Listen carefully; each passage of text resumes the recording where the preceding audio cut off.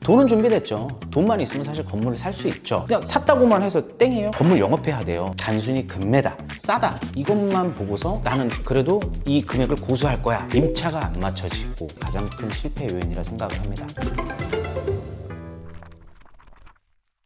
대표님, 혹시 대표님 주변에도 건물 투자에 실패하신 분들이 계실까요? 내 주변에는 아직 없어. 건물 투자에 실패했다는 거는 마이너스, 손해를 봤다는 얘기거든. 근데 내 주변에는 아직 가지고 있거나 대부분 그런 사람들이어서 손해를 보고 판 사람들은 없지. 근데 제가 주변에 찾아보니까 많더라고요. 요즘 건물 투자에 실패, 뭐 엑시트를 못 하신 분들도 계시고 공실인 분들도 계시고. 요즘 왜 이런 걸까요? 우선은 코로나가 끝나고 나서 이제 코로나 때 돈들이 많이 풀렸잖아. 그때 이제 금리가 쌌기 때문에 사람들이 너도 나도 건물을 살 수밖에 없는 그런 시장이 왔었어. 그리고 그 당시에는 애석하게도 집을 살 수가 없는 상황이었어. 그 당시에 정부에서 너희들 1주택만 갖고 있지 않으면 징벌적인 세금을 때리겠다 이러면서 사람들이 울며 겨자 먹기로 집을 판 사람들이 많았지. 그때 당시에 그 집을 팔고 나왔던 현금들이 갈 곳이 없어서 규제가 없는 건물 시장으로 많이 들어왔었거든. 그래서 너도 나도 건물을 사서 리모델링 붐도 일었었고 신축 붐도 일었었고, 그러다 보니까 사람들이 입지 분석이나 상권 분석 이런 거 없이 건물을 그냥 사서, 그러니까 숫자로만 본 거지. 이 동네가 원래 시세가 8천인데 금매로 6천에 나와 있네. 6천에 사서 좀 신축하거나 리모델링을 해서 뭐 1억 얼마에 팔 수 있겠다, 이런 분들이 굉장히 많았었어. 그때 그게 유행을 했었고요. 그러면서 이제 그 분석 없이 샀던 건물들이 임차가 안 맞춰지고, 그러다 보니까 공실이 장기화됐던 거지. 코로나가 끝나고 나서 실제로 어려워진 회사들이 굉장히 많아졌었어요. 그러면서 갑자기 사무실들이 비기 시작한 거죠. 사무실들이 비기 시작하면 어떤 일이 생겨요? 주변 상가들이 장사가 안 됩니다. 예를 들어 우리 건물도 그렇잖아. 우리 건물 안에 몇 명이 근무를 해요? 지금 현재 한 60명이 근무를 하죠. 이 60명이 점심시간에 나가서 밥 사 먹고, 그리고 중간에 간식 사 먹고, 저녁에 회식하고, 그런 기본적인 수요층, 이 사무실들이 없어지게 된 거예요. 두 가지 경우가 있어요. 첫 번째는 현재 상황이 이러하니 금리가 쌀 때하고 지금 올라갔을 때하고 다르니까 이걸 빨리 받아들이고, 내가 원래 당초 한 월세 3천만 원 받으려고 했는데 한 2,300, 400까지 낮추신 분들이 있어요. 그런 분들은 공실이 해소가 됐죠. 나는 그래도 이 금액을 고수할 거야, 이런 분들이 끌고 오다가 이제 1년 반 되다가 이제 손해를 보고 파는 경우, 이런 게 이제 투자 실패라고 좀 볼 수가 있는 거죠. 준비되지 않은 사람들이 이제 투자를 실패했다고 보면 되겠네요. 돈은 준비됐죠. 돈만 있으면 사실 건물을 살 수 있죠. 준비되지 않았다가 문제가 아니고 단순히 숫자만 봤다는 게 문제인 거죠. 원래 8천 하는 지역인데 6천에 나왔다? 그럼 싼 건데? 그냥 잡았던 거죠. 잡고서 이 건물을 가지고 그 후에 운영 방안을 정확하게 계획 수립을 했어야 됐던 거예요. 건물이라는 거는 월세가 1차적으로 나오는 수익형 부동산이에요. 그리고 시간이 지나면 지날수록 땅의 가치가 올라가며 자산 가치가 올라가는 그런 자산이거든요. 근데 1차적인 수입이 들어오지 않으면은 이자가 더 많이 나가는 상황이 발생이 돼요. 그럼 내가 오히려 돈을 벌어서 이자를 내야 되는 상황이 오죠. 제가 봤을 때 투자 실패 요인은 운영 방안을 생각하지 않고 단순히 금매다, 싸다 이것만 보고서 이제 매입을 했던 게 가장 큰 실패 요인이라 생각을 합니다.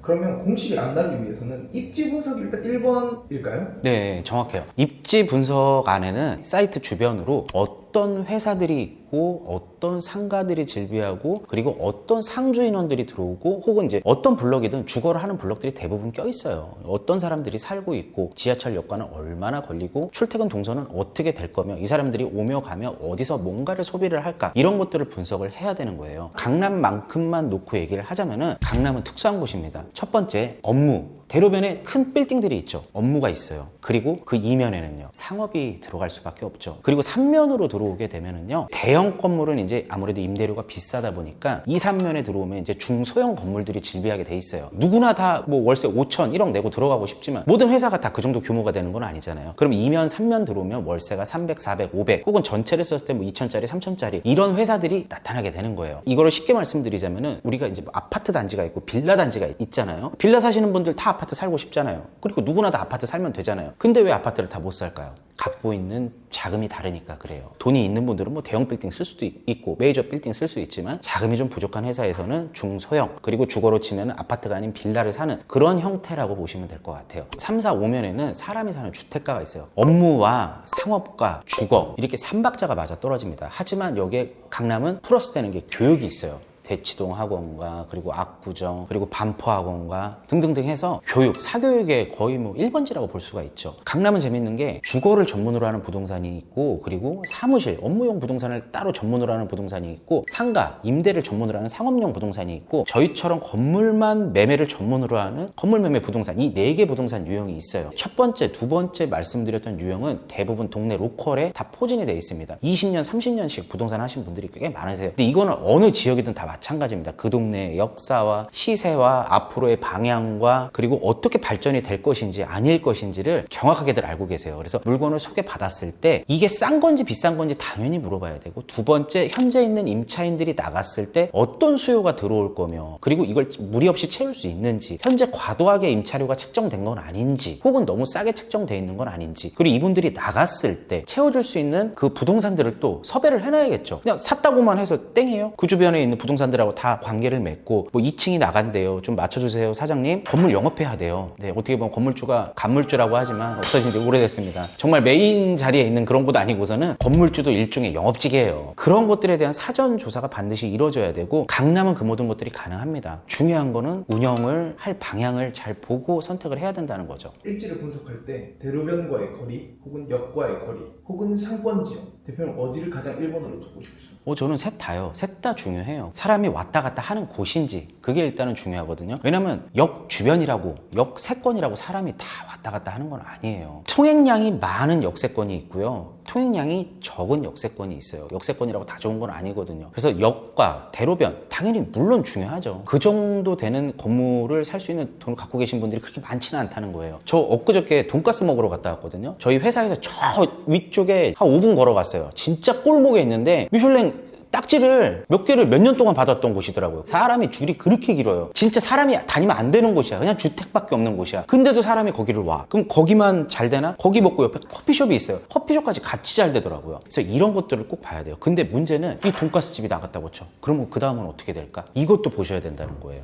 딱 그 호재 잘 되는 곳 하나만 보면 안 되고 그런 곳들이 예를 들어서 쭉 거리로 모여 있다. 그럼 괜찮겠죠. 가게 하나 빠져도 뭐 큰 문제는 없겠죠. 혹은 이제 건물주들이 임대료를 확 올리지 않는 이상 그건 문제가 없겠죠. 그래서 입지적인 거 가장 중요하고 운영 방안 이 임차인이 나갔을 때 그 다음 세입자가 들어오는데 문제가 없는지 예를 들어 그 돈가스 집이 나갔어. 이미 여기는 사람들이 많이 오고 있는 곳이야. 그러면 다음 세입자가 안 들어올까요? 나가기 전에 이미 권리금 받고 나가는 거죠. 그러면 권리금 받고 팔겠죠. 그런 거를 이제 자세하게 보셔야 된다는 겁니다.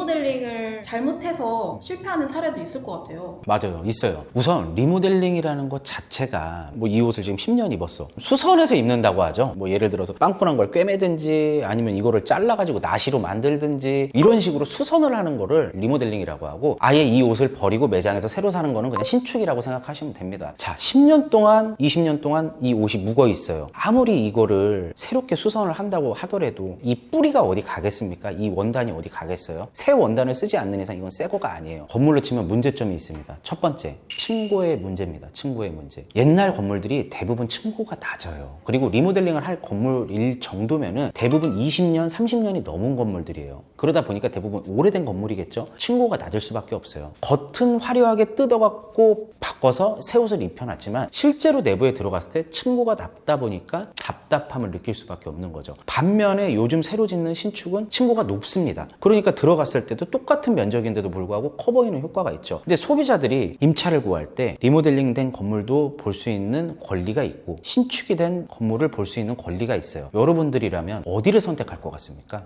똑같은 금액이라고 하면 당연히 신축이죠. 이건 세상의 이치예요. 그래서 단점이라고 하면 층고의 한계 그리고 구조적으로 뭔가를 바꿀 때 한계점 돈이 너무 많이 들어가요. 리모델링을 하는 이유가 뭐예요, 여러분? 신축하면 되지. 왜 리모델링을 해요?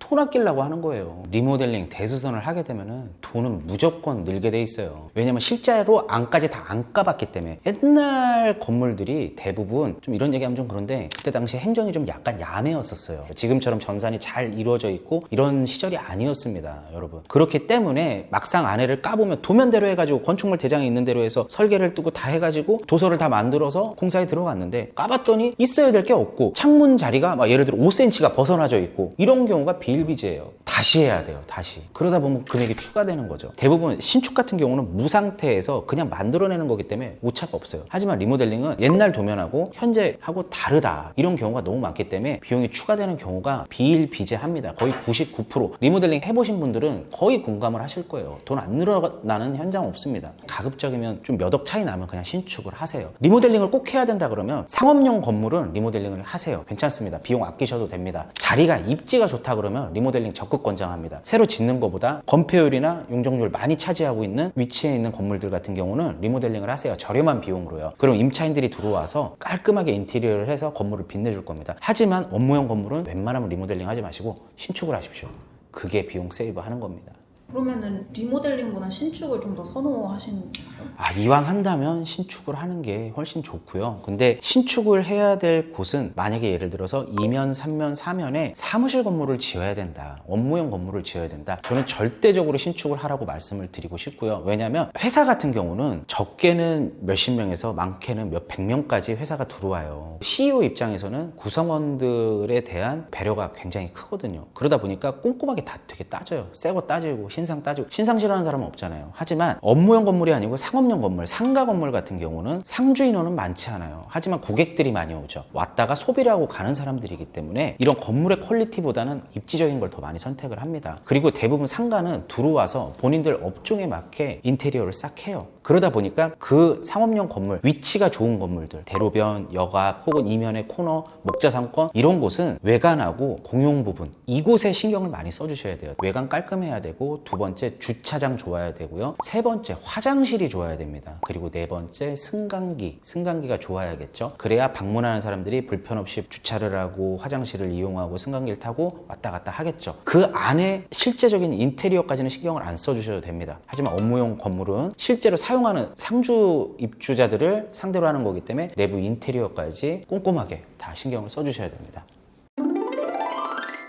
요즘 이렇게 좀 경기가 많이 힘들면서 잘된 건물 사례들도 많이 나오지만 좀 이렇게 안 된 사례들도 종종 보기는 합니다. 그냥 싸다고 덜컥 사면 안 돼요. 지금 뉴스에서 한창 하는 얘기가 뭡니까? 삼성전자, SK하이닉스 얘기 많이 나오잖아요. 여러분, 지금 사야 될 땐가요? 안 사야 될 땐가요? 이거는 뭐 제가 말씀 안 드려도 저희 영상 볼 정도면 다 아실 거라 생각을 합니다. 그렇기 때문에 너무 분위기에 휩쓸려서 사면 절대 안 됩니다. 그리고 두 번째, 샀을 때 이걸 어떻게 운영할까? 리스크에 대해서도 사전에 따져야 된다는 거예요. 건물에 있어서는 임차인이 가장 중요합니다. 임차인이 끊기는 순간 수익이 끊기는 거예요. 그러면 그 이자가 오로지 내 몫이 됩니다. 그렇기 때문에 사기 전에 임차에 대한 고민을 충분히 하시고요. 이 임차를 해소해줄 부동산들하고 많이 관계를 맺어 놓으세요. 그게 가장 중요하고요. 그리고 요즘은 금매들도 잘 보면 나옵니다. 그래서 제가 말씀드렸던 이 방법을 잘 적용을 하셔가지고 부동산들하고 잘 친하게 지내시고 좋은 건물 잘 잡으셔서 현명한 건물주가 되시길 바라겠습니다.